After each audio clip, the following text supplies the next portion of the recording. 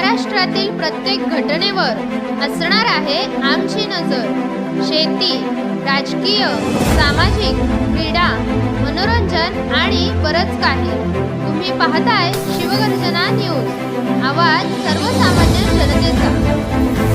नमस्कार, मी वैष्णव जाधव आपणा सर्वांचे शिवगर्जना न्यूज मध्ये स्वागत करते।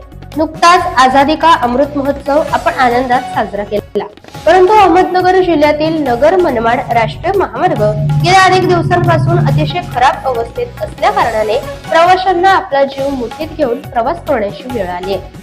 आपण 78वा अमृत महोत्सव साजरा केला, परंतु नगर मनमाड राष्ट्रीय महामार्गाचा कितवा अमृत महोत्सव साजरा करायचा असा सवाल आता प्रवासी, जिल्हा प्रशासनाला आणि लोकप्रतिनिधी यांना करत असल्याचे दिसत आहे।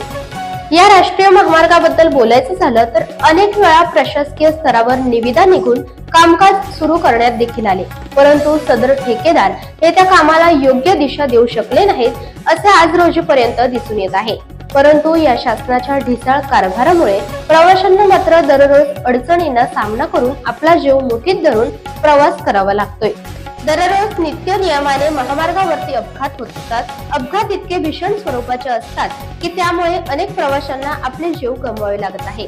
प्रशासनाला अजून किती प्रवाशांचे जीव पाहिजे तेव्हाच तुम्ही आम्हाला चांगल्या दर्जाचा रस्ता करून देणार आहात, अशी संतप्त भावना प्रवाशांमध्ये पाहायला दिसून येत आहे। अहमदनगरचे विद्यमान खासदार निलेश लंके या प्रश्नाकडे कसे बघतात आणि शासनाविरोधात ते उपोषण करणार का हे देखील पाहणं अत्यंत महत्त्वाचं आहे।